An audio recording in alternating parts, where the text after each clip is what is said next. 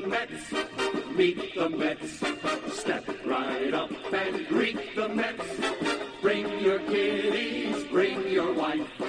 Guaranteed to have the time of your life, because the Mets are really socking the ball, knocking those home runs over the wall. East side, west side, everybody's coming down to meet the METS Mets of New York town. Oh, the butcher and the baker and the people.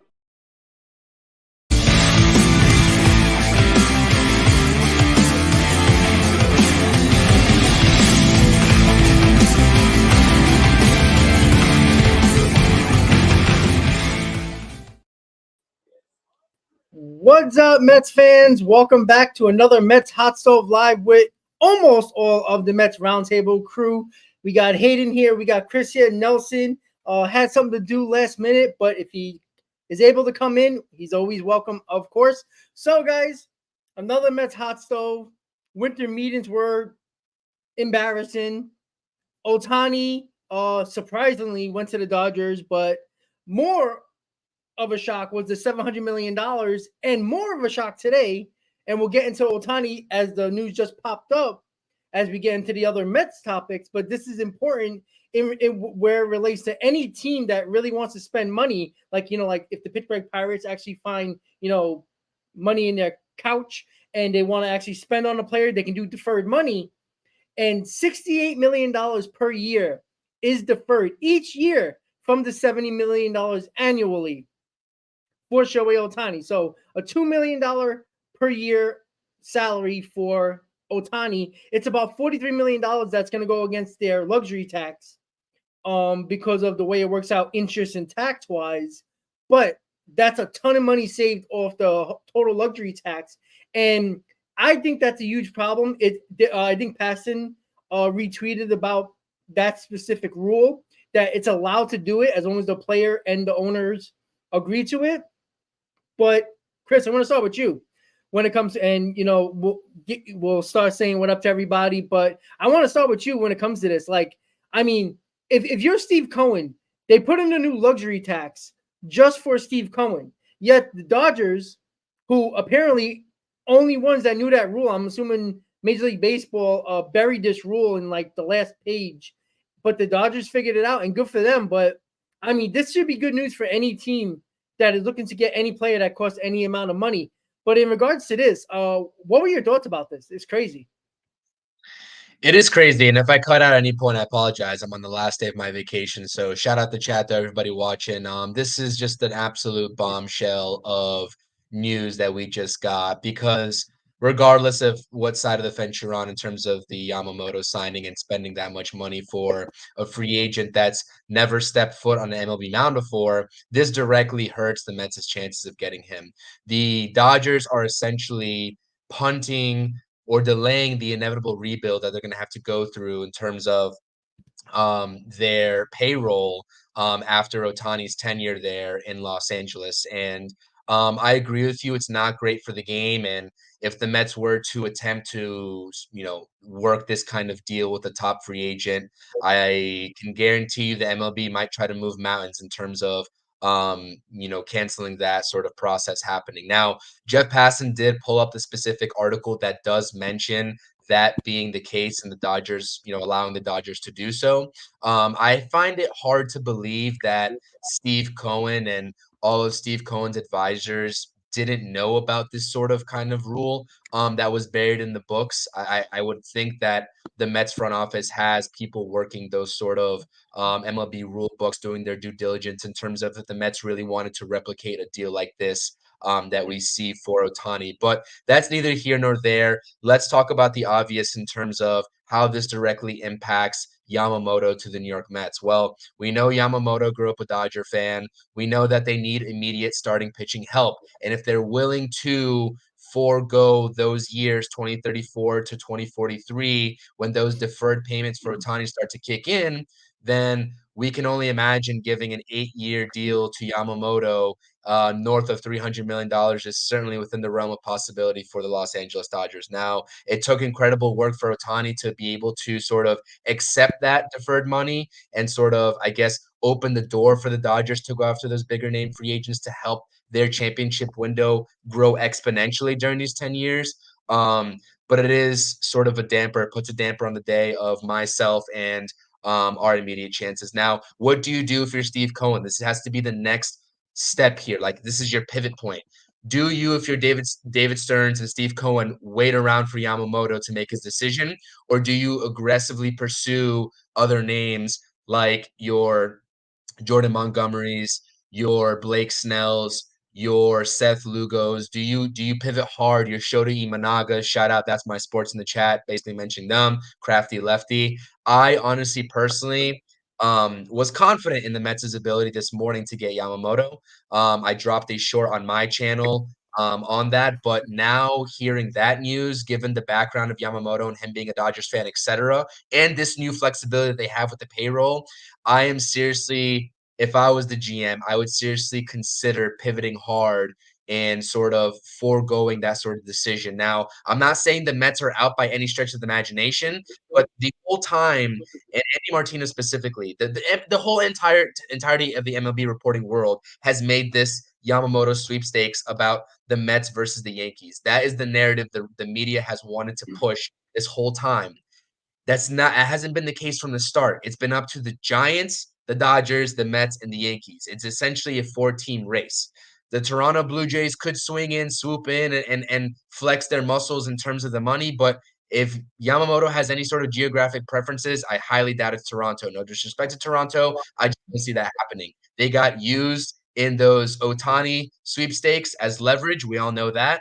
The whole controversy with JP Morosi basically making those false reports that he was on his way, Ohtani was on his way to Toronto to meet with that squad. But yeah, like I said, this is a tough situation to figure out for the MLB, because I have no doubts in my mind that if you look at this, if you're Steve Cohen in the Mets front office, the next big free agent that we can be talking about, let's say the guy that's going to be posted presumably next season, I think it's Roki Sasaki, I believe, that's phenom pitcher coming out of I believe Japan next year in free agency. Who's to say the Mets, like you said in the chat before we went live, the Mets don't turn around and do the same thing. If they want to play hardball, play hardball. But this does, at the end of the day, to sum my points up here, hurt the Mets' chances for Ohtani or for Yamamoto. But you can't fault the Dodgers for doing it. I mean, it was a smart business decision for them to extend their window. So appreciate, like I said, what's up to everybody. Shout out to the chat. Subscribe to the channel if you haven't. Just passed 250 subs. Thoroughly appreciate the support. Talking Mets all the time. So that's what I got on the Yamamoto Ohtani situation. Hayden, what you got on that when it comes to Yamamoto? In regards to Yamamoto and what you saw Ohtani and his deferred money, how it can actually affect the Mets in some way, a good way or a bad way with Yamamoto and other possible free agents in the future. What do you think? Yeah, I mean, honestly, and that was kind of my biggest question. When I first learned that the deal was a massive mega contract, $700 million, decade-long contract, 10 years, I was questionable. And I'm thinking, what, $70 million AAV? That's insane. Yeah. But I want to say it's a smart move. I mean, for the Dodgers' point of view, from a business standpoint, from competing in the future. Obviously 10 years. I mean, a lot's going to happen over the next 10 years. So Tony's getting, going to get so much older by then. Freeman, Mookie Betts, and the rest of their guys on, their roster. So it's a move that makes sense. Obviously, it still it allows them still to be active and competitive on the market when it comes to continuing to sign, dominant elite free agents down the line. Being able to give out these, 250, 350 massive $1 million contract. So, this still allows the Dodgers to do that. So it's a smart move by that end. Obviously, you look at Ohtani. I mean, do you want to say it's risk? Absolutely. Every contract has a risk, but I think this has a big one. 10 years. He's a guy that is coming off of his second Tommy John. He's not going to pitch next year. He's still a great hitter. He's arguably the best hitter in baseball. I shouldn't even say arguably he is. He's the number one best hitter in baseball. pitcher. He's probably a top 10, top 15 pitcher, probably top 10 pitcher in baseball. So, even if he doesn't pitch, I mean, what he gives you offensively is still worth it. But, you just want to be careful. Obviously, you don't want that, Tommy John to screw with him offensively. Pretty rare. I mean, like I said, pitchers usually don't hit a lot. So this is kind of a first, I guess. But, it's a smart deal that makes sense for the Dodgers. Good for them for signing Ohtani. Ohtani wanted to stay in California. It's closer to home, same ocean as Japan. And it's a move that makes sense. Obviously, the Blue Jays allegedly was offered him 600 to 700 million, and he denied it. He didn't want to go to the East Coast.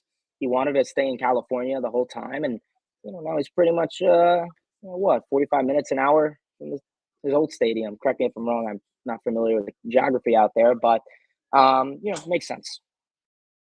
Yeah, and it's funny because like the turn of events when it came to Ohtani, and we'll get into the more important stuff with Yamamoto, but like with the whole Ohtani thing, it was such a turn of events because I do think that the CAA agency that represents Ohtani really made Toronto to be really believed to be a real competition for the Dodgers.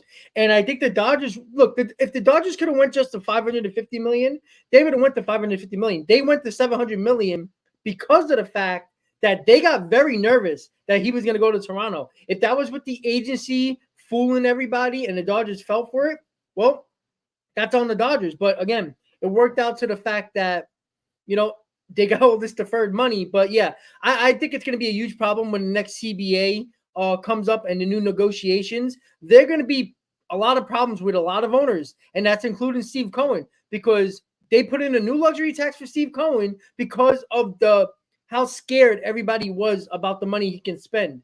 And why can't Steve Cohen, if a player agrees to it, do this to every player he signs? Like, oh, I'll give you $700 million if I don't have to pay it until 2050. I'll give you $2 million a year. But you're going to get that money eventually. So it's really going to come down to the fact that it's going to hurt. And this is going to come down to Juan Soto with the Yankees. You don't think Cashman and the Yankees are realizing this right now? Like, holy crap, we can do this with Soto. Now, again, Soto has to agree. So for everybody who's looking to the future, I know a lot of you, all them prospect huggers, and all them people that are saying, hey, well, don't worry about 2025 and 2024. When it was 2021, everybody couldn't wait for 2024 and the Mets with Ohtani, and look what happened. It was basically non-existent. So the fact of the matter is, it can help the Mets and it can hurt the Mets in the short term and long term. It's just a matter of we just have to wait and see. So let's get to Yamamoto, and we know we met with the Yankees today, according to Andy Martino, the Yankees show reporter. He said that the Yankees came out of that very optimistic, which, what are they going to say? It went bad? They're not going to say that. He met with the Giants yesterday. We know about right before the winter meetings, the Mets went to Japan to meet him. Again, for everybody who's going crazy that the Mets are not one of the favorites and, there's not another meeting set, there hasn't been no second meeting set with any team yet. He hasn't even had first meetings with the Red Sox and probably the Dodgers at some point, probably tomorrow. So let's go easy on that because we really don't know. By mid this week or the end of this week, we're gonna have a really good understanding, and word's gonna come out which teams are gonna be having those second meetings, and that's when you're gonna start have to worry. And Chris, you're right. You gotta pivot. I think you have to go hard after Montgomery or Imanaga or whatever your targets are. Go after them, because worst case scenario, if you do sign Montgomery and sign Imanaga, and some way or another you find a way to get Yamamoto because deferred money matters now, why not? If you happen to get all three of them because it just works out like that, guess what? You're pretty set for your rotation for the next couple of years, in the foreseeable future. So, Hayden, I'm going to start with you. When it comes to Yamamoto, do you think the Mets are – it's looking like they're focusing really, really hard on Yamamoto and not focusing on Montgomery and Imanaga, like plan B options if it becomes that Yamamoto is not going to be a Met? Like, do you think it's just media perception that they're just all over Yamamoto, or is it they're just focusing on Yamamoto and they're doing a really bad job in trying to figure out to pivot to plan Bs. What do you think? Yeah, I mean, it's an interesting thing to think about. I mean, obviously, Chris was talking about it before in regards to could the Dodgers now go after Yamamoto? I mean, once the Dodgers signed Shohei Ohtani, everyone said, okay, he's done. The Dodgers are done. That's their offseason. But, now this kind of gives them the opportunity to still go out there and sign Yamamoto. And when it comes down to the Mets, there's a possibility. Right now, you need to build that rotation. I mean, you look at it, I looked on those fan graphs before, and it showed the projected rotation. And I mean, as it stands on the roster, I mean, you have McGill, Peterson, and Lucchesi essentially as your 3, 4, 5, and that's pretty bad. Obviously, Mix and Luis Severino. That's pretty bad. So right now, I mean, pitching is your main priority. Starting pitching, starting pitching and bullpen is your main priority. Whether that's Jordan Montgomery, whether that is, I mean, really whoever else is on the market. Yeah. I mean, it turns back to the same thing when it comes to that. Like, Imanaga is an option. I think a lot of teams are going to pivot if they don't get Yamamoto. Imanaga seems to be a good option. He has a higher strikeout rate than actually Yamamoto in the MPB league. So it is something to look at when it comes to that. But Chris, let's get to you now when it comes to that. Do you think the Mets – see, the problem is we don't know if Montgomery, Imanaga, and the plan B options for not just the Mets but for other teams, most of them are going to wait to see where Yamamoto goes because that's only going to put more money in those guys' pockets for teams that are desperate for pitching who lost out on Yamamoto. So what do you think the Mets should do? Do you think they should just call up Montgomery and say, hey, listen, what do you want right now? We don't feel like waiting. I know you want to wait for Yamamoto, but we're willing to spend. What do you think? Well, and like I said, before I address that, hindsight is always 2020, right? That's why I was such a big proponent of Eduardo Rodriguez, because I knew that he was probably one of those guys that wasn't going to wait based off of everything that I heard. He was not going to wait for the market to sort of play out, and he was going to take what his market value was. He ended up getting what? 4 years, $80 million of the D-backs with the potential for the 5th year. And you're telling me the Mets couldn't beat that? If they had gotten Eduardo Rodriguez, in hindsight, this situation is a lot more different. We're singing a different tune on this podcast, right? But now you have to look at what you have. You have 2 lefties left on the market right now. The prized possessions being Imanaga and Montgomery. If you're the Mets, you're definitely in a direct bidding competition with Montgomery services or for Montgomery services with the New York Yankees. That reunion is certainly possible, especially with the Texas Rangers new report of that TV deal falling out, right? I thought that Montgomery was just going to return to Texas. Everything was going to be fine and dandy there. It would make no sense for them to not bring him back. But now it looks like he might walk. And now you're going to be talking about a Mets versus Yankees situation for the likes of Jordan Montgomery. Listen, I would love Shota Imanaga, but he's not a 2-starter in the MLB. I'm sorry, he's just not. He would be the perfect 3, but not the 2.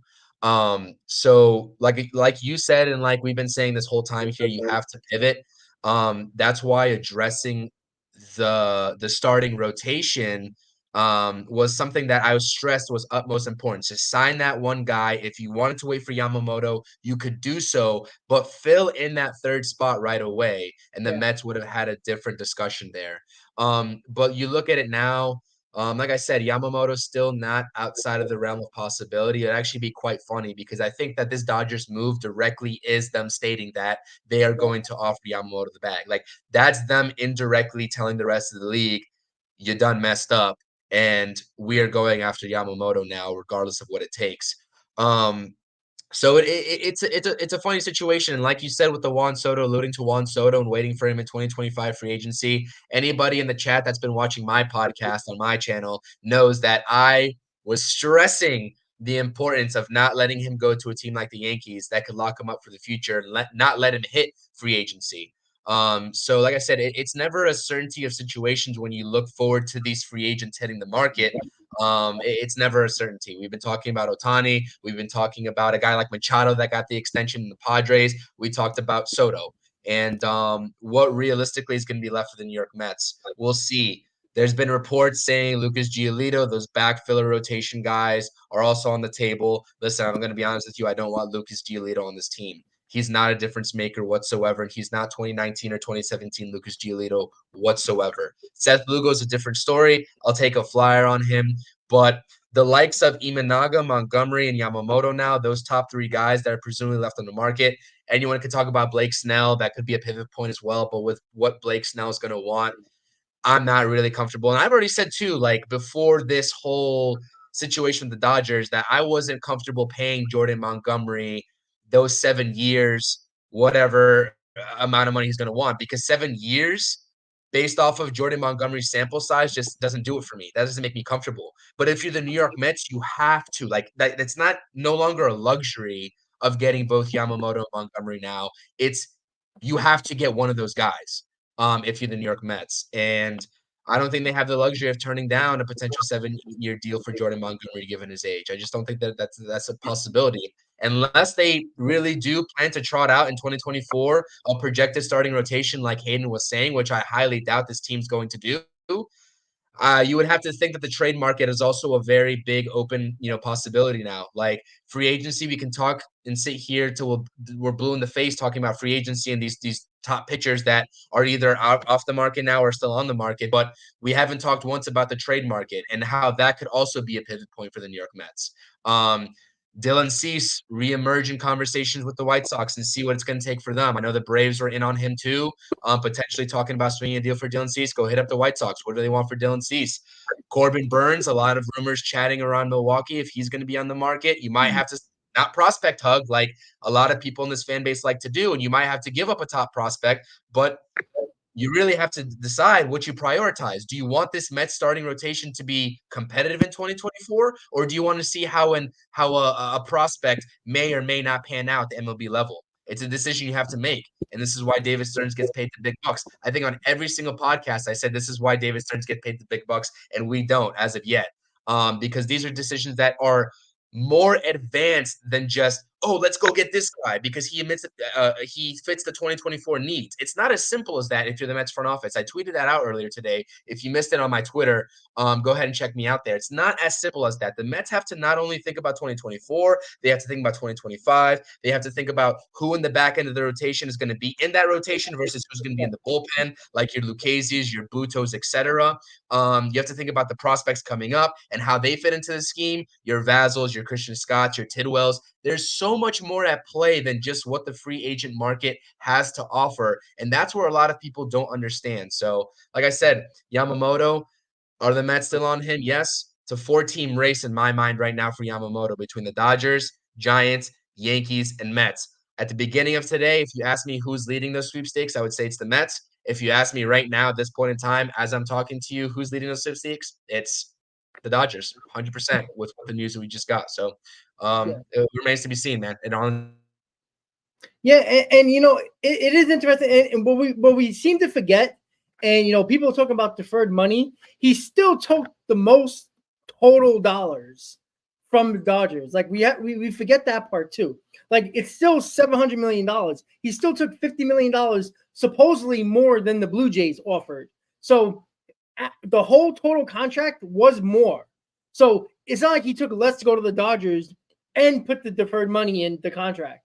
So Steve Cohen to still give the biggest total value of a contract. Like if he wants to go to $400 million and pay him $30 million a year and the other last $100 million is all deferred, he can do that. It's still the $400 million total offer. I'm not saying he's going to go that far. Anybody's going to go that far, but it's still the highest offer. And we have to remember that. Yeah, one important nugget on Ohtani, I think. I'm not sure if you saw this tweet from Nightingale and Heyman both. I think it was just Nightingale, actually. Basically saying that with the CBT and the California market, that 70 million AAV, regardless of the deferred payments or not, really is going to be 46 million after it's all said and done when taxes are included, etc. But with Ohtani in the LA market, he also still gets upward of $40 to $50 million in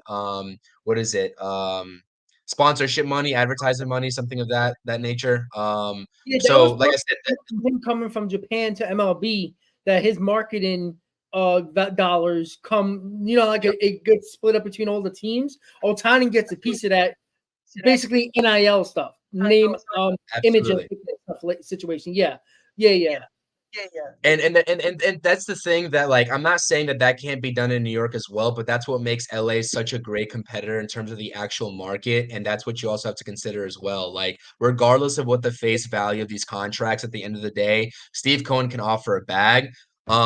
It's about situational fit and about where the revenue streams are coming from these players, even outside of the game of baseball, and what the team is directly paying them. So there's a lot more money to be had there for Ohtani. That's why I think partially he's comfortable with taking that $2 million a year, because he has so many different revenue streams, let alone his house is already over here in California. And I say over here because I am still on vacation directly over here. But yeah, no, like I said, it's a tricky situation. I think that a lot of people, when they think about free agency, it's about who's going to offer you the biggest bag. And while that may still be the factor, there's so many other things at play that people don't want to take into account when they give their takes about who's going to sign X, Y, and Z. That I really think, has a greater impact than what people believe. So, like I said, it's a tricky situation, but the deferred payments, we've never seen anything like this in the history of any game. I mean, it's been around for a long time, but on this grand of a scheme, like this magnitude, absolutely unbelievable, man. Absolutely unbelievable. I'm honestly speechless. Yeah.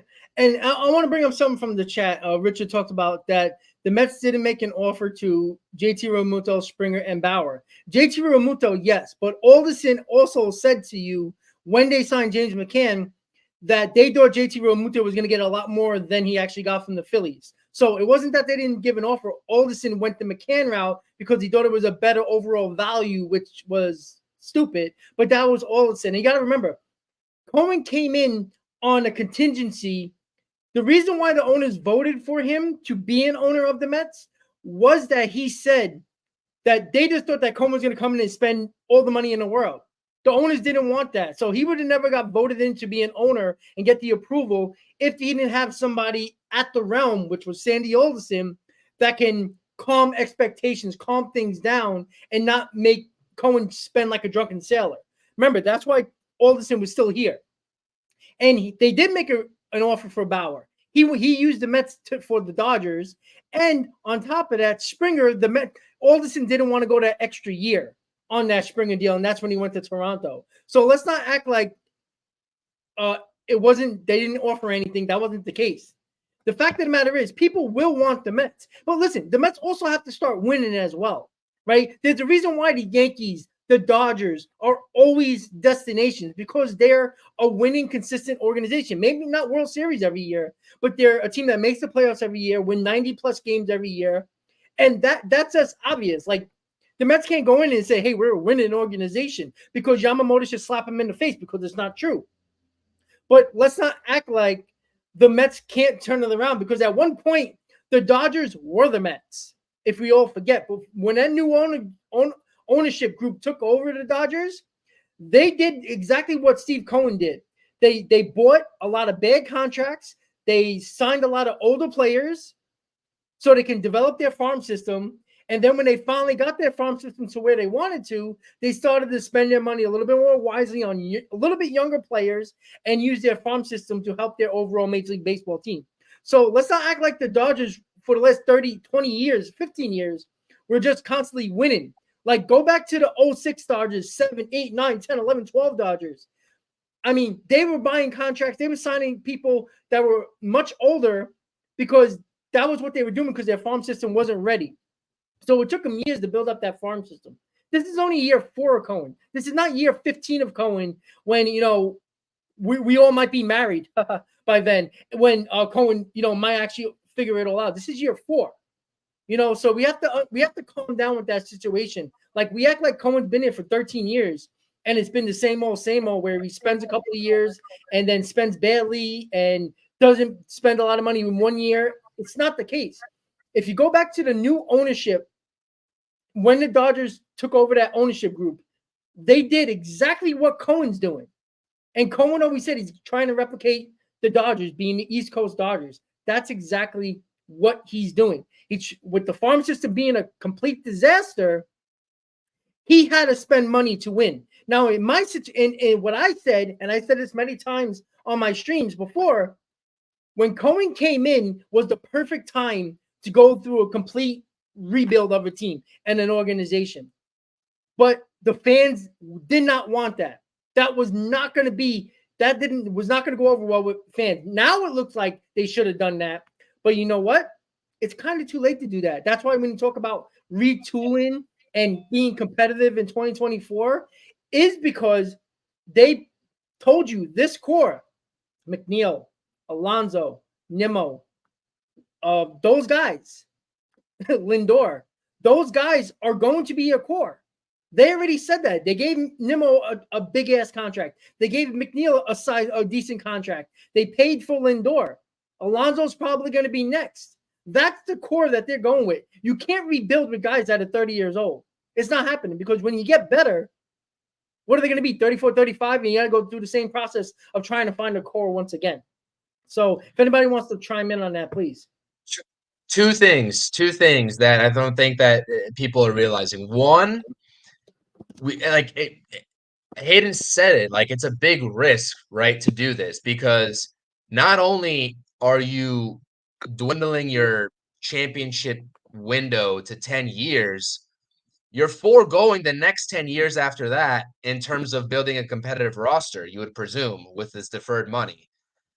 With the Mets fan base being as prospect hugging heavy as they can possibly be, to sort of realize and give this sort of deferred money and punt on that next decade starting in 2033 or 2034, whenever Ohtani's deferred money kicks in, are Mets fans really going to sign up for that? Like, are you really going to sign up for that when it gets to 2034? I get it. You can't think about the future 10 years in advance, but that is something that the Dodgers actively traded off in hopes of winning 1, 2, 3 championships over this next decade with Ohtani, whoever else they sign.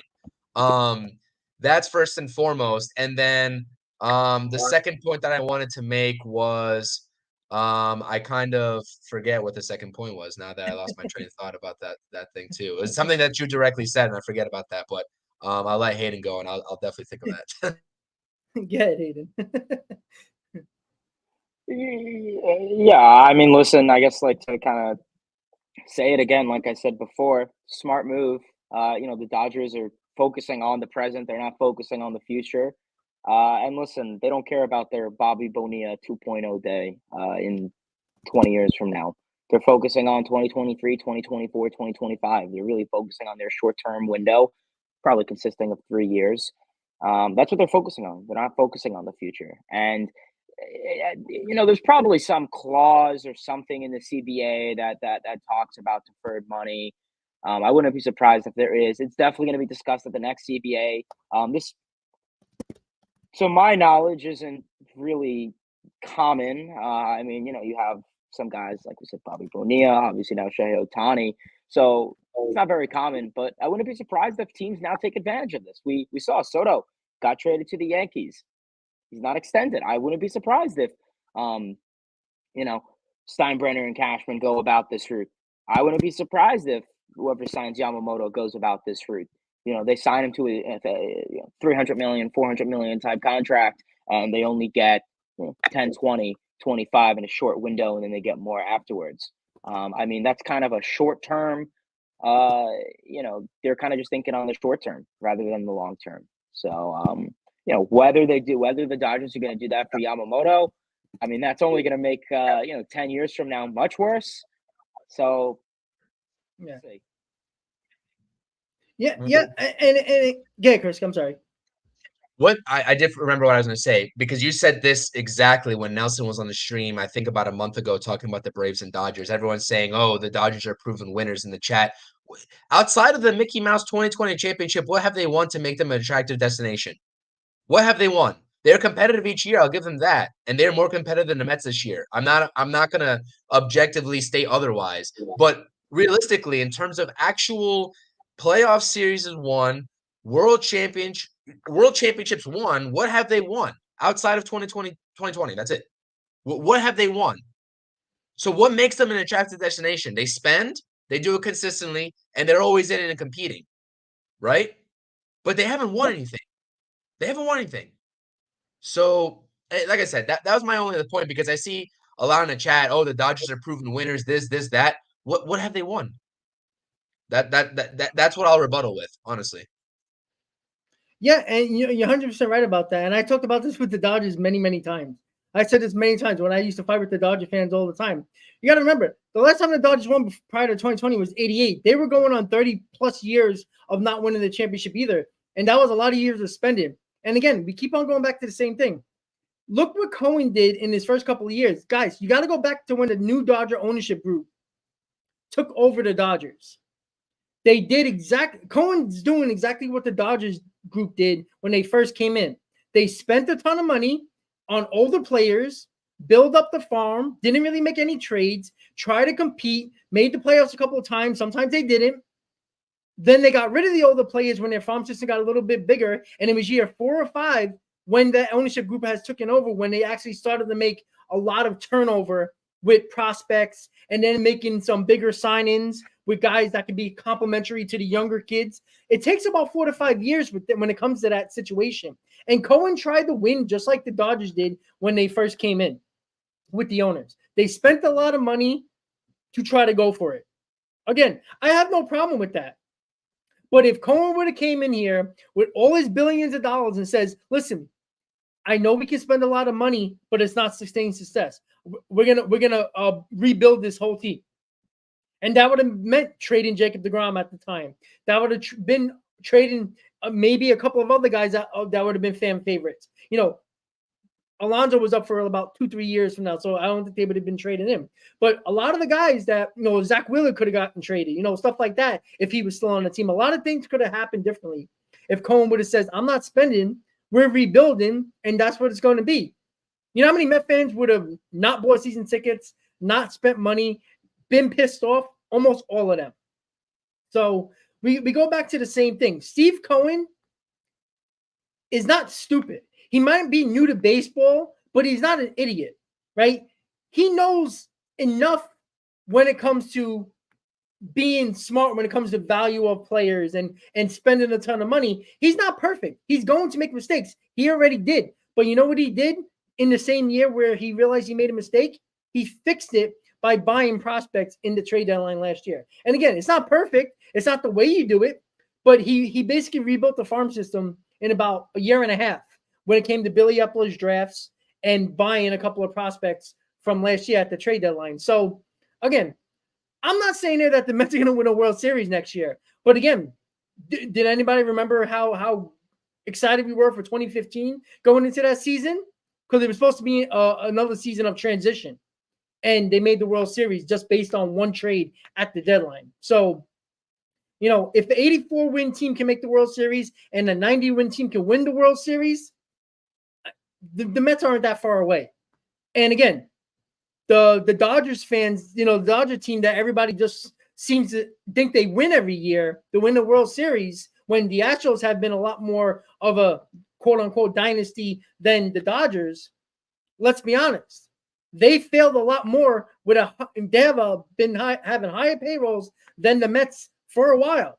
And nobody talks about them being a failure or being a disaster or being a choke artist, except the people that actually are not afraid of saying it, like the guys on here. So the fact of the matter is, are the Mets going to be World Series champions next year? Why can't they be? Did anybody pick the Diamondbacks last year? Because I didn't see anybody pick that team. You never know. You never know if Mauricio or Beatty or Alvarez just have a crazy type of year and just shock the world, and it makes this team even better. The fact of the matter is, anybody can win at any given moment. And it's just a fact of, can this team just do good when they're supposed to do good? The Mets have a 500 June. They're right in the wild card mix. So that's the way I see it. And we'll go into the more detailed part of the pitching. We're going to talk about the bullpen. The bullpen, where everybody is freaking out over, and I know Mets Twitter, and we all been following this, has been going ape shit and just insanely crazy. Where I know, Chris, you were talking to, I think the girl, whose name was Mary, that she was talking about, why didn't they sign Chafin or, name bullpen arms? Because David Stearns the majority of his time as a GM of the Brewers built a bullpen similar to what he's doing with the Mets right now. You don't have to spend money on a bullpen to be successful. If you're successful in a way that you've been very good at, if you know, I'm not saying they can get a Jordan Hicks or they can get a name that we know, but he's been successful with the Brewers, Chris. When it comes to getting guys that are, that nobody really knows of or that hasn't been good in a couple of years. He just finds the right guys. But what he's doing, if you look at all the guys that he's signing, the righties, the lefties, the ton of them, I think it's about 8 of them, is that all of them have high velocity arms, which the Mets did not have. And that's key because high velocity, nasty sliders, which a lot of these guys have, miss bats. And not saying that they're all going to be good, but David Stearns has a track record as the GM of the Brewers of doing exactly this, and people are killing him. What do you think, Chris? Yeah, I mean, you can't I understand that people want to go and spend a ton of money on the bullpen. I can't think of any team in the league that has bought an entire bullpen. You know what I mean? Like you cannot go and buy an entire bullpen. The Mets already have a lot of money invested in Edwin Diaz alone in this bullpen. Of course, they're going to have to play quote unquote money ball in the front end. Like you're not going to go sign high end front of the bullpen type of guys in free agency. That's just not going to happen. I bet you if I had to put my money down right now, one of the 4 guys that the Mets signed as depth pieces as two-way split contracts, whether it's Austin Adams or Kyle Crick, one of those guys that we've seen signed to this bullpen so far, I bet you one of those guys has a key 2024 role with the New York Mets in the 6th inning or the 7th inning. I can guarantee it. Or if it's Jorge Lopez, one of those two. Maybe he comes back to 2022 form. But I bet you will see one of those guys in the front of this bullpen. Now, it's about who's going to be setting up. I think this is what the Mets fan base really want to see in free agency. Who's going to be setting up Edwin Diaz in that 8th inning? Because of all the names that, we just talked about, Austin Adams, Kyle Crick, Jorge Lopez, your Cole Sulcers, etc., those guys are not going to be appearing in the 8th inning. Now, you have a couple names on the market. But what's great about this bullpen market is that you have the potential to sign 1 or 2 relievers to short-term deals. I think the only 2 names that I'm comfortable saying that are going to be offered up and are going to take a multi-year deal is probably Jordan Hicks and probably Hector Neris. Maybe Robert Stevenson, maybe. But Neris and Jordan Hicks for sure. A lot of people talking about David Robertson. He's on the last legs of his career. He did great in Queens in the first half of last season. Another guy that's capable of setting up Edwin Diaz. And we missed that sort of connection with the Diaz injury last season, but we have a potential to see it this season. So you don't need those flashy names in the bullpen. Ryan Stanek is another name that I love as a potential setup man. Ex-Houston Astro, going to test the market. I don't think the Astros are going to bring him back. Another name to watch out for. If I had to pick one guy that I would love to see in the 8th inning before Edwin Diaz, it's definitely Hector Neris. I think that he definitely got right in Houston after a so-so sort of stint in Philly. I know we've seen him a lot in his Philly days. But, like I said, the bullpen is not going to be flashy moves like everyone wants. Like you said, I had, a person in my mentions today, and I never want to disrespect anybody on Mets, this Mets fan base, because I think everybody in this discourse has their own opinions and has their own takes, and that's awesome. I'm glad to sort of offer up my takes as a combative to your takes, and we kind of come to a resolution about where this team should go moving forward. That type of discourse is encouraged with myself, and I'm sure both of you all up on the screen as well. Like, we like that sort of banter with other Mets fans. That's what we're here for. But, I just can't find a reason to sort of knock this front office for not signing a guy like Will Smith. Like I'm not going to sit here and say David Stearns is sleeping because he didn't sign Will Smith. I understand he's won 3 championships in a row by coincidence, but did his 4.40 ERA last year really will the Texas Rangers to a World Series? Like it's not about the flashy moves in the bullpen, like you said. You strike gold with these depth pieces early on the bullpen because we don't want to see Drew Smith out there. We don't want to see Steven Nagosic out there. We don't want to see Sean Reed Foley out there. Let's go see what Austin Adams has. Had a great 2021 for the San Diego Padres. Let's go see what he has with that slider. Let's go see what Kyle Crick has with his slider and his off speed. Like you said, it is technically Moneyball, quote unquote, because these guys are on split contracts, but you're not going to invest millions and millions and millions of dollars for guys who are going to be appearing in the 6th and 7th inning. That's just not feasible at all. So, like I said, I encourage Mets fans to be patient. I know we're stressing that. I know it's getting to a point where we see other teams making moves in different position groups, but the one position group that is going to be a constant and is going to hold out, I think, presumably longer and is more deeper than any other position group in this free agency is definitely the bullpen. There's a lot of names. I dropped a whole bullpen episode on my channel. Go check that out. There's a whole list of names that are still out there as we speak that are waiting to get signed. And if you think the Mets aren't doing their due diligence in that category, you're sadly mistaken. So, like I said, the bullpen is a different situation, like you just alluded to. Just have some time. It's going to take time. Have some patience. And the track record of David Stern speaks for itself. What did the Brewers do? You just said they had a great bullpen, right, Rob? Do you think that they went out and signed XYZ to huge multi-million-dollar contracts for their bullpen? No. David Stearns did exactly in Milwaukee what he's doing right now in the early goings of his tenure with this Mets bullpen right here in the 2023 offseason. So that's all I have. I'll rest my case in that category, but you'll just never catch me, I guess, taking a dig at this front office because they didn't sign Will Smith. That's just not going to happen for me. Yeah, and Hayden, we'll get to you in a second with the bullpen. But one thing I have to say, go back last year and look at the best ERAs, pitching ERAs in baseball. It was the Yankees and the Brewers. I give anybody a chance to name 3 Brewers and 3 Yankee relievers in their bullpen that is not their closer, right? You can know Clay Holmes, you can know Williams, you can know those guys. Can you give me other 3? Because I guarantee they probably can't. You know why? Because a lot of them were crap heap guys that either came up from the minors, that were failed starting pitching, that had good arms, or guys that were on the waiver wire, or guys that were released by other teams, or that they traded for cash considerations. Cashman was great in that. Stearns was very good in that. So we have to take it easy on the bullpen because clearly David Stearns and Cashman know what they're doing with the bullpen because Cashman, ever since Chapman was gone, he's been putting pieces together with bullpens. Same way David Stearns has, by the way.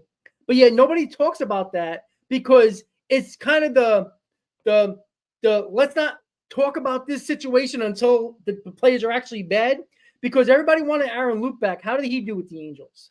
Who had his best year with the Mets, and it's never been the same since. So names matter sometimes, but I think that more is concerning when it comes to the closer than anything else. Because you can't tell me that this guy, like Andrew Chafin, we've heard Andrew Chafin to the Mets for 3 years now. Yet, he's got traded multiple times. The Diamondbacks, who were in the World Series, traded him for Paul Sewell, basically. And nobody's talking about that, but yet people were complaining on Mets about Andrew Chafin again. So, we have to calm down with that. Now, I guarantee you it'll shut up a lot of Mets fans if Yamamoto signs with the Mets. Everybody's going to shut up, but you know what? You know what Mets Twitter is going to do? Find something else to complain about. If the Mets don't go out and go get Soler or Hernandez or Hoskins. Sorry, Hayden. So what do you think about the bullpen when it comes to, are you a big name hunter type of guy for the bullpen? Or you just, get guys that have good arms because it's such a crapshoot when it comes to the bullpen? Yeah. What do you think? Yeah, I mean, I think you guys said it best. When it comes to the bullpen, it's a year-to-year thing. I've said it in the past. Creating a bullpen should be more of an annual thing when you're looking at an arm. For starters, there's only probably a handful of guys in the league that are relievers pitching the bullpen that would be given a massive deal. Whether that's a Josh Hader, whether that's an Edwin Diaz, whatever. But, when it comes to the bullpen right now, the Mets definitely need to work on that. You look at 2023 baseball, 2024 baseball, managers are going to their bullpen much earlier. It's statistically proven. Starters are not going deep into games. The pitch clock is definitely helping that. It's taking starters out in the 6th inning, the 7th inning. I mean, starters aren't going deep into games. The bullpen is something that needs to be prioritized more. And, now that you have a GM, president of baseball operations, whatever you want to call David Stearns right now, he has that Moneyball-like mentality. He really does. In Milwaukee, he made these small deals that weren't looked upon too crazy. And, some reliever, John Doe, went out in the 6th inning and lights out electric, posted a sub-2 ERA for the month of August. Whatever. That's what David Stearns is known for. So if he's going to play that for the bullpen, so be it. Like you guys said, it's really not worth paying your whole bullpen so much money. If it's your star closer, okay, I get that. And that's Edwin Diaz. Getting Diaz back is going to be huge. Obviously, I don't think he's going to be as crisp as he was in 2022. He's coming back from injury. Relievers are your guys. I still think Diaz will still be a very good pitcher. But you definitely want to have a ton of depth behind him. And that's going to be important. Whether Mendoza is going to, use Diaz in somewhat of the 8th and the 9th, if he's going to let him get those 4 or 5 out saves, that's going to be up to Mendoza. We'll see what type of manager he is when it comes to his bullpen management. But, who's going to be the setup man? That's a great question. Who's going to be, the 7th inning, the 6th inning? Who's going to be your long reliever? And it's a great question. It's going to come down to, are Miguel and Peterson and Lucchesi going to be in the rotation? Or are they going to kind of have that Milwaukee Brewers type mentality where they start them in the bullpen and then they release them, where this would be a little bit unusual because they started and they went to the bullpen and they went back. But, you've been seeing it. The deals that have been made for the bullpen this offseason, Tonkin, Adams, who? So, you really have to think that these are deals that Stearns made in Milwaukee, and that's what made him really successful. So, you really hope that he's right. Way of thinking. The bullpen is extremely important. I cannot emphasize it enough. I think that is honestly the biggest concern for the Mets. You saw it this past season. Unfortunately, Drew Smith wasn't non-tendered, was he? Say that again. I'm sorry. Drew Smith wasn't non-tendered, was he? Yeah. So, when it comes to the point, if you want to have bums like Drew Smith in your bullpen, pitching in the 8th inning, that's an issue. So, who knows? Maybe, Stearns saw something in him that they could fix. I think the Drew Smith facade should be over by now. It should have been over, I don't know, the last 3-4 seasons, but what am I to say? But right now, the bullpen definitely needs to be built on. Go out there. You're essentially needing to build a bullpen in a whole offseason, and I think Stearns can do that. Like we said, I'm not crazy about spending a whole lot of money on your bullpen. There's only, like I said, a selective guys in the MLB that would get multi-year contracts. And when I say multi-year, I'm talking 3, 4, 5 years. I'm not talking, 2. Jordan Hicks is an option. Obviously, the only concern is injury, but he's electric. He can, if he's healthy, he could be a great guy in the 8th inning. So, there's a decent amount of options, but I wouldn't be surprised if Stearns goes for some of the more under the radar type arms. And who knows, maybe he will use that mentality that he used in Milwaukee of maybe having a guy like Peterson and McGill warm up in the bullpen, and then kind of release him as the season goes on. So build a bullpen. That's task number 1. Yeah, absolutely. And, it comes back to the same thing. And, where are all the Met fans? And Hayden, you were on my channel multiple times during the season, during games, and just through doing our roundtable during the season. All I heard from Met fans, play the kids, play the kids, play the kids. David Stern says, hey, I'm playing the kids. Now everybody's bitching that Cohen's cheap. So what do you want? I just don't know. This is the problem that I have. And this is not just Met fans. This is Yankee fans crying like children about not spending, even though they were the 2nd, 3rd highest payroll over the last couple of years. The fact of the matter is, what do you want? Do you want to play the kids? Or do you think Cohen's cheap or Wilpon 2.0 or whatever you want to call it?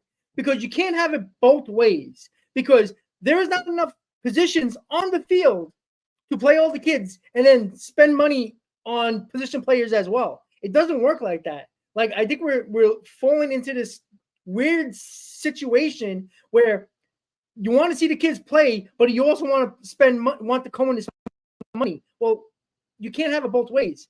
If the Mets were to win after Ohtani or trade for Soto, That might have been great, but you know who's that's going to take away from? The kids. But I don't think any Mets fan would have complained if the Mets would have got Ohtani and Soto, and I would have been hearing about the kids. It would have been non-existent. Now that Stearns says, oh, we're going in-house at third base, people still complain. And then when he talked a little bit about possibly in-house with the DH, I thought Mets Twitter was going to have a heart attack. Like, you can't have it both ways.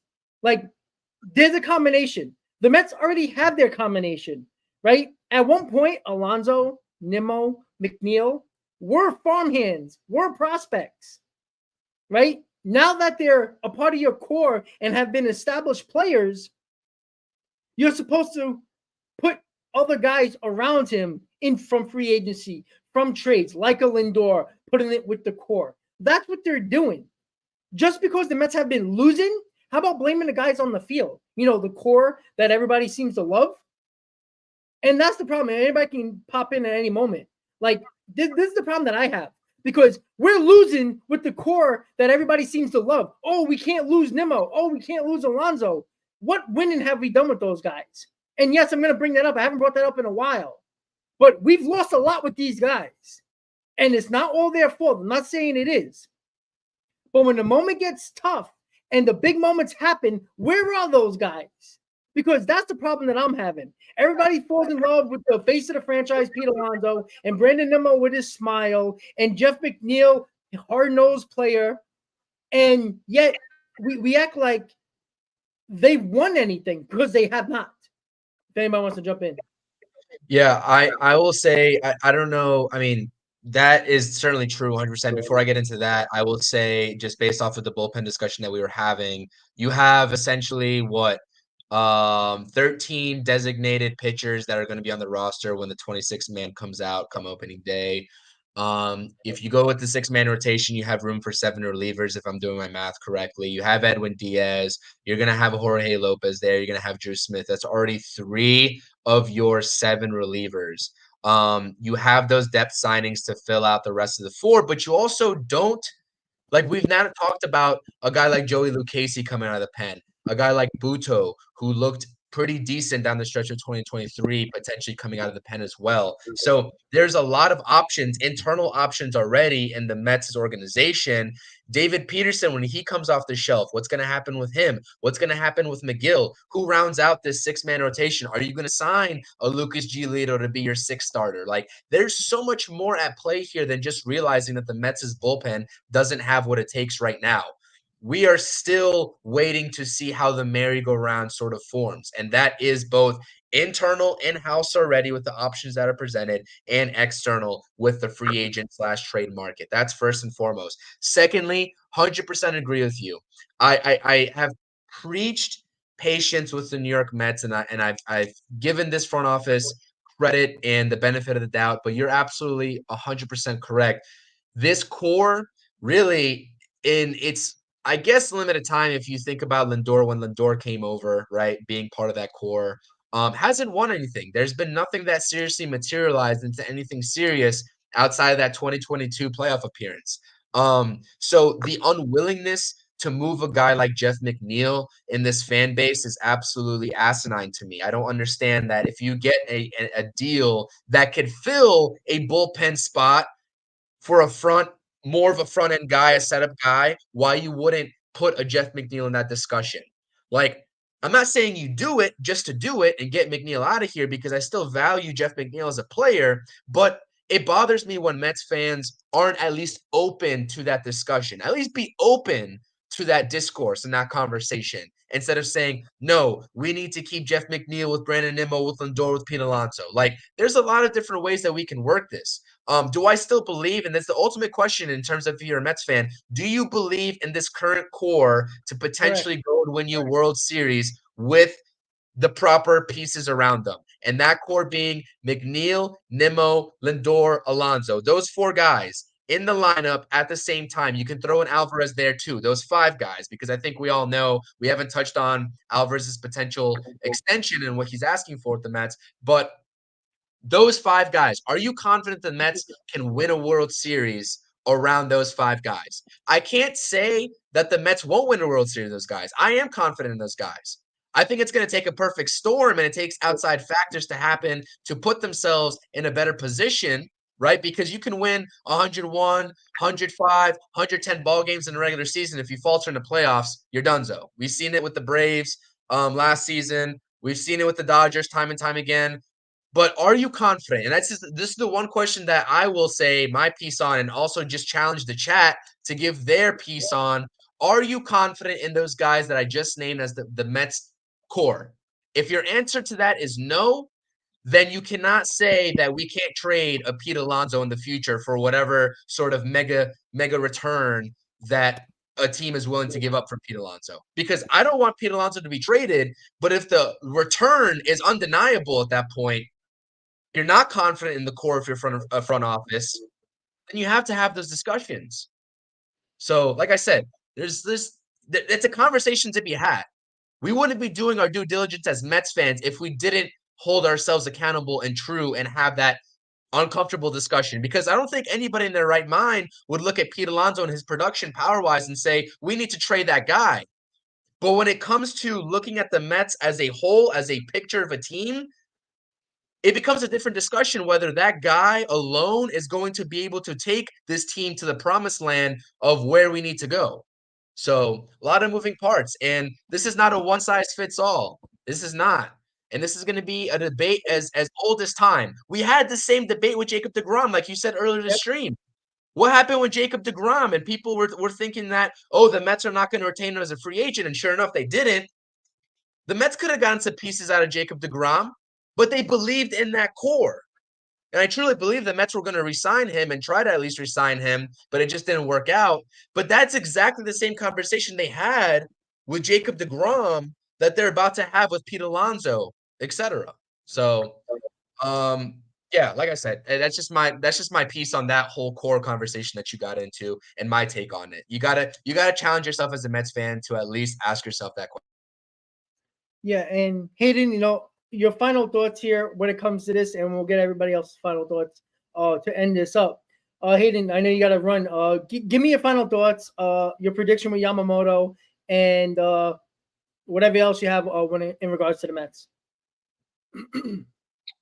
Yeah. I mean, obviously, I don't know. I just saw this on Twitter now. I don't know how real it is, but allegedly Yamamoto wants to sign before Christmas, and I think that's a realistic timeline. Yeah. Right now, I wouldn't be surprised. Yamamoto is by far the guy on the market, pitching wise and arguably in general. I wouldn't be surprised if he gets 6, 7, 8-year deal, 250, 300 million type ballpark number. I think the Mets could realistically do that. I think you have to do that if you're the Mets. Otherwise, optimism and this offseason, it's going to go down by far. So, yeah, hopefully the Mets could try and get on that. Otherwise, you would have to pivot, and it would suck. You didn't get any of the big three this offseason. That kind of seems like the Mets' case. They always like to settle for tier 2 or tier 3 guys. They never get the big guy, but hopefully that could change. But yeah, otherwise, I do appreciate everyone for tuning in. Mets Talk with Hayden is the name. Videos, live streams, content analysis, all that great stuff. Almost at 900 subscribers. Otherwise, yeah, I love GM. And Chris, before we get to you, I just want to let you know that SNY just tweeted, according to SNY, Ronnie Mauricio suffered a knee injury in the Dominican Winter League on Sunday and will likely travel to New York to be examined by doctors. So that doesn't sound good at all. That means there is probably at least a thought of a serious knee injury. So yeah, your final thoughts about Yamamoto, this news with Mauricio, because this changes a lot with the third base competition, in-house situation. So what do you think, buddy, to finish it up? Yeah, like I said, I mean, I said it before. I think Brett Baty is going to be playing third base no matter what for the Mets, because just Brett Baty doesn't provide any flexibility to play anywhere else. And the Mets can't afford not to play Brett Baty and figure out who he is as a ball player and if he fits for this team long term. Really, the question is now second base, and who would play that. Honestly, looking at the Mauricio injury, I know we didn't dive too much into it today. Prayers out to Mauricio. Hopefully nothing structurally is wrong with that knee. It did look like when he was trying to put on the brakes, stealing that base, that he did hyperextend it a little bit. But Hopefully, it could be just a sprain, something minor, no structural damage to any sort of ligaments, and he's going to be for spring training. That is what we're hoping for, obviously. Always hate to see that happen, especially in the offseason. I know that the Winter League is great, especially to keep him not rusty before spring training starts, and real game action is better than no game action. Understand that as a baseball player, but really tough to see that. So hopefully he's okay. But just my final thoughts. Like I said, the news today about the Ohtani contract plays a really big role in terms of this Yamamoto discussion. And do I think the Mets can still have a great offseason without signing Yamamoto? I think so. I think that the unpopular opinion probably is yes, but I think that if they make the right pivot points and if they do it quick enough and don't let the rest of the market escape them, if Yamamoto really is thinking about going elsewhere, the Dodgers or the Yankees, etc., then you can still have a successful offseason. Who's going to be that DH, that everyday DH? Who's going to be playing that infield combination if Mauricio is potentially out? How does that shake out? Who's going to be playing and taking that left field spot? Those are all question marks that we've been stating so far this offseason. And with the lack of moves so far from the Mets, it's something that we have to still consider. JD Martinez, John Heyman was tweeting out. I know I see the chat saying JD Martinez, there's some interest with the Angels. There's some interest with the Mets. We'll see how that market plays out. JD Martinez is a bat that is going to get you 1 year. He's going to go on a 1 year deal again. An older veteran guy can hit you like we saw last season, the Dodgers 30+ home runs, and is a valiant DH. That's a great option if you want to keep your cards open and the table open for 2025 and beyond. Justin Turner's another name. Teoscar Hernandez is probably going to demand a multi-year deal, but that's another option you can explore. It kills two birds with one stone. You can either DH him or play left field. A lot of different ways the Mets can still play this. And I think that seeing this Ohtani news, seeing the Yamamoto news, or the Soto news in the trade has a lot of Mets fans worried and panicked because those are like the top contenders you need to keep on par with when you talk about potentially seeing a Mets World Series or them getting back to the World Series.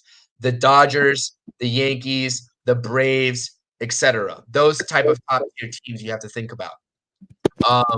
So I'm not panicked just yet. Am I getting a little bit worried? I'm not going to sit here and lie to you. Like, yeah, of course I'm getting a little worried, especially with this whole Ohtani situation. That has a direct effect on the Mets' potential to sign Yamamoto. I think we can talk about that until we're blue in the face. And the anticipation is going to be as high as ever until, like Hayden just said, he presumably signs before Christmas hits. So we'll see what happens. We'll be on the roundtable to sort of break that sort of news. We'll go live if we see anything happening. I'm going to have a lot more flexibility, coming back from vacation here in the next week or so. A lot more Mets content coming out from my channel, New York Sports in general. At CPNY Sports, I've been hitting the chat here. I'm not sure if my YouTube is directly linked in the description, but if it isn't, make sure you go ahead and follow me at CPNY Sports. I'll comment here in the chat. Hit that subscribe button. I definitely appreciate the channel. Everyone who's already subscribed, thank you for the support. 250+ subscribers. It's been a blast doing this. A lot of sort of what ifs from us so far and not concrete sort of reports, Rob. We have the challenge as being up here and talking about the Mets, still plugging in what might happen and what might happen with this team moving forward in this offseason.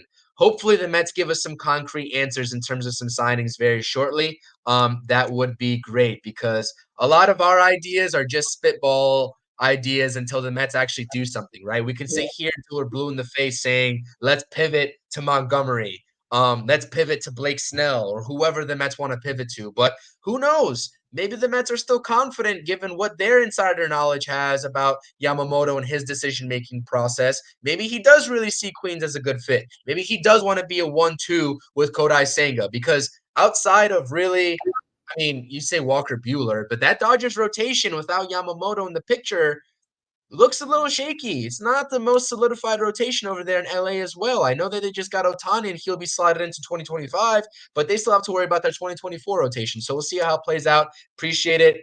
SCPNY Sports. Hit that thumbs up and subscribe to the channel. I appreciate the support. Absolutely. So get Chris to 300 now subs for sure. And yeah, listen, guys, we were shook to our core in 2023 with the Mets playing bad, with the crazy trade deadline. the Mets fan base got shook to their core, and there needs to be a jolt. Like Yankee fans were down in the dumps. They were pissed off. They had a fire Cashman night at Yankee Stadium, and they wanted Hal to sell the team. It took one trade for the fan base to get revived. If Cohen finds a way to sign Yamamoto, it's going to revive this fan base and bring all that trust back into Cohen again. And talk about King Cohen again. You're going to start hearing that again. So we'll see what happens, guys. But make sure you keep on tuning in. Again, like Chris says, whenever we go, whenever there's breaking news with the Mets, we'll go live. One of us or all of us will go live during this, and everybody can pop onto anybody's stream whenever it is. And if things happen good with the Mets, we'll be here to break it and talk to you about it. So with that said, another Mets Hot Stove in the books. Subscribe to Chris, Nelson, and Hayden. Everybody wasn't here, but everybody deserves a sub. So with that said, everybody have a good night. As always, Met fans, let's go Mets. See you next time, guys. Have a great night. Let's go Mets. Go Mets.